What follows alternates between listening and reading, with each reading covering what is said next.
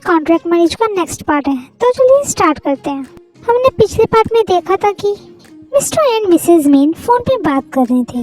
अब आगे शुगा अपने ऑफिस से घर के लिए निकल चुका था, तभी उसका फोन बजता है। शुगा देखता है तो ये एक अननोन नंबर था। फिर वो फोन को पिक करके अपने कान पे लगाता है। दूसरी तरफ से एक अनजान आदमी बोलता है, क्या मिस्टर जियोन के फैमिली मेंबर से बात हो रही है? शुगा कहता है, जी हाँ, मैं उनका बेटा बोल रहा हूँ। वो आदमी बोलता है, तो फिर आप जल्दी से हॉस्पिटल आ जाइए, उनकी कंडीशन ठीक नहीं है। ये कह के वो कॉल कट कर देता है। पर शुगा को कुछ समझ नहीं आता कि ये क्या हुआ। उसे थोड़ा सा टाइम लगता है वापस अपनी सेंस में आने के लिए। फिर वो ड्राइवर की तरफ देखते हुए कहता है, कार हॉस्पिटल की तरफ लेके चलो। अब लगभग 30 मिनट्स के बाद शुगा की कार एक हॉस्पिटल के गेट पे आके रुकती है। शुगा जल्दी से अपनी कार से बाहर निकल के अंदर जाता है। अंदर पहुंचकर शुगा रिसेप्शनिस्ट से पूछता है, सिस्टर, क्या आप बता सकते हैं कि इस समय मिस्टर मीन कहाँ पर है? वो लड़की बोलती है, सर मैं अभी आपको चेक करके बताती हूँ। फिर वो अपने कंप्यूटर में चेक करने लगती है और कहती है, sir mister mean 2nd floor room number 203 में है। ये सुन के शुगर जल्दी से सीढ़ियों की तरफ जाता है और 2nd फ्लोर की तरफ जाने लगता है और 2nd फ्लोर पे पहुंच के वो रूम नंबर 203 को ढूंढने लगता है। फिर वो उसे रूम नजर आ जाता है तो शुगर जल्दी से उस रूम के अंदर चला जाता है। जैसे ही शुगर रूम के अंदर एंटर करते हैं वो देखता है कि उसके डैड बेड पर लेटे हुए हैं, वो भी बिल्कुल इस तरीके से कि उनके अंदर जान ही बाकी नहीं है। और उसकी मॉम उनके पास बैठकर बहुत ही बुरी तरीके से रो रही है। फिर शुगर धीरे से बेड के पास जाता है और अपनी मॉम से पूछता है, मॉम डैड को क्या हुआ है? पर मिसेस मीन अभी भी रो रही थी, वो कोई जवाब नहीं देती। तभी रूम में डॉक्टर एंटर करते हैं। फिर शुगर डॉक्टर की तरफ देखते हुए पूछता है, डॉक्टर क्या हुआ मेरे डैड को? डॉक्टर कहते हैं, मिस्टर मीन आपके डैड को हार्ट अटैक आया है और आप ये भी जानते हैं कि ये इनका 3रा हार्ट अटैक है और अगर हमने अभी भी इनका हार्ट ट्रांसप्लांट नहीं किया तो इनका सरवाइव करना बहुत ज़्यादा मुश्किल है। शुगर कहता है, डॉक्टर हार्ट ट्रांसप्लांट, क्या आपके पास कोई डोनर है?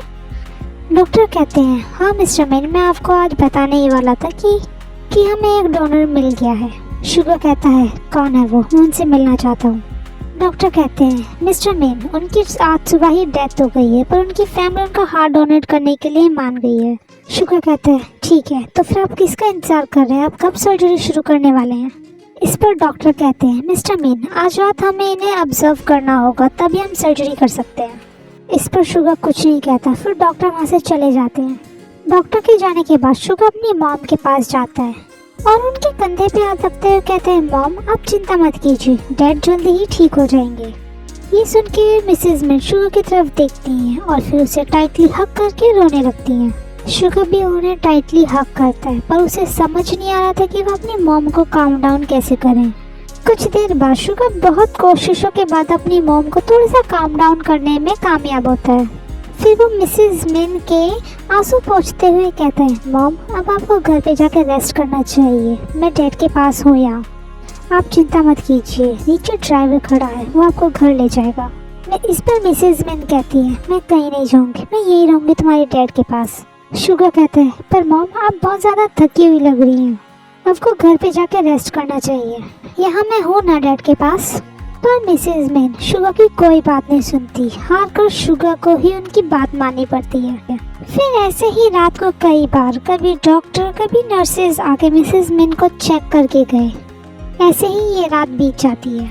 अगले दिन की सुबह किसी के लिए बहुत ज़्यादा खूबसूरत थी तो किसी के लिए इससे ज़्यादा बुरी दिन की शुरुआत और सुबह हो ही नहीं सकती।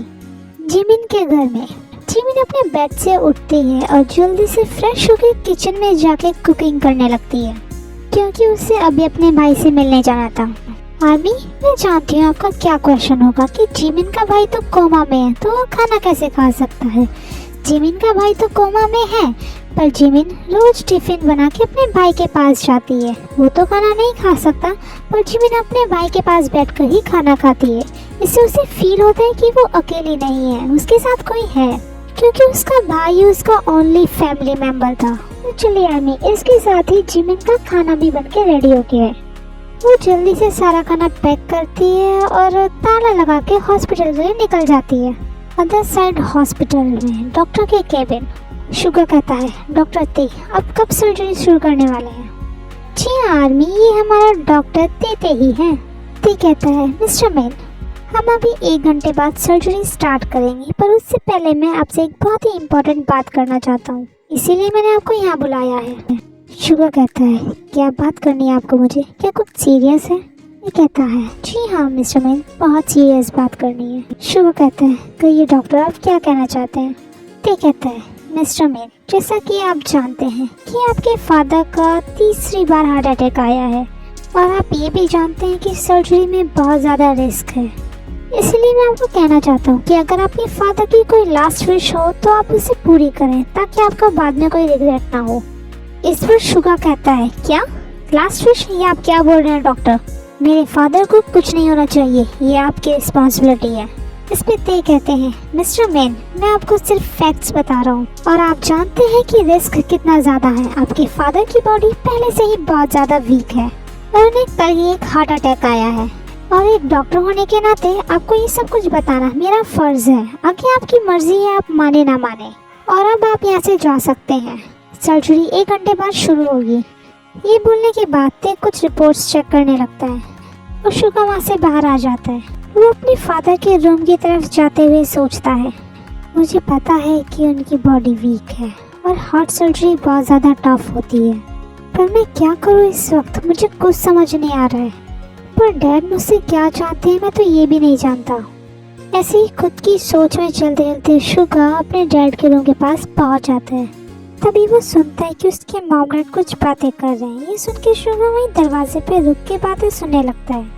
उसकी मॉम कहती है तुम चिंता मत करो, तुम जल्दी ही ठीक हो जाओगे, और मैं हूँ ना हमेशा तुम्हारे साथ। मिस्टर मैन कहते हैं मुझे पता है कि तुम हो मेरे साथ, और मुझे डर सिर्फ इस चीज़ का है कि अगर मुझे कुछ हो गया तो तुम्हारा और शुगर का क्या होगा।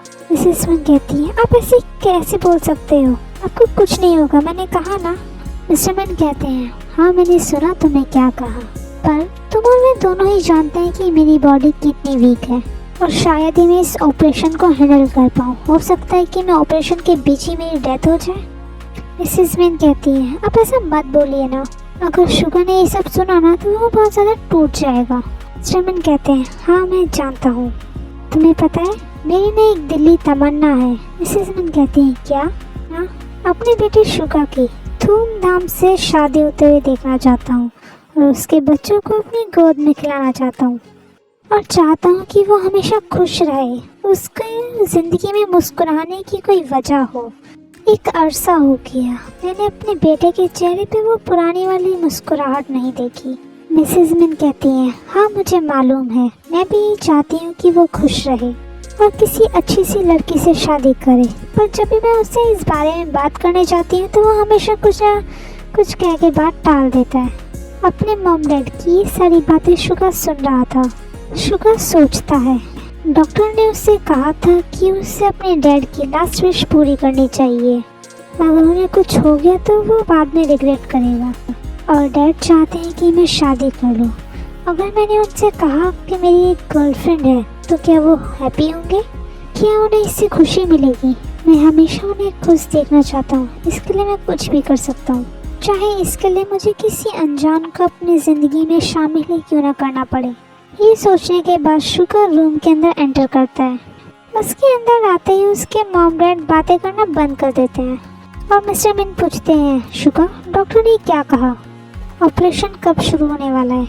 शुगर कहता है डैड डॉक्टर ने कहा कि वो 1 घंटे बाद ऑपरेशन स्टार्ट करेंगे, पर मैं ऑपरेशन से पहले आपके साथ एक बात शेयर करना चाहता हूँ, मतलब आपको कुछ बताना चाहता हूँ।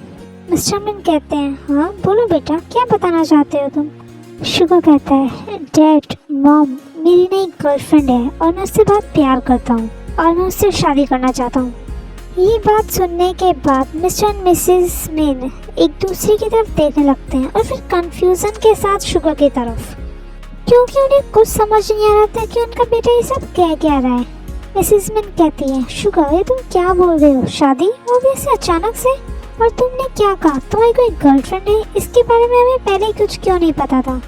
तभी मिस्टर मैन मिसेस मैन को रोकते हुए कहते हैं तुम शांत हो जाओ, मुझे एक बार बात करने दो। शुगर बेटा अगर तुम्हारी कोई गर्लफ्रेंड है तो तुमने हमें इस बारे में बताया क्यों नहीं? और तुम मुझसे शादी करना चाहते हो तो कर सकते हो, हमें कोई प्रॉब्लम नहीं होगी, है ना? ये वो अपनी वाइफ की तरफ देखते हुए बोलते हैं। ओके आर्मी, आज के लिए इतना ही। अगर आपको मेरी वीडियो पसंद आई है तो स्टोरी को लाइक और चैनल को सब्सक्राइब ज़रूर कीजिएगा और मुझे कमेंट करके ज़रूर बताना आपको ये स्टोरी कैसी लग रही है। सो आर्मी, मिलते हैं स्टोरी के नेक्स्ट पार्ट के साथ। तब तक आप अपना ख्याल रखिएगा। Okay, tata, bye bye.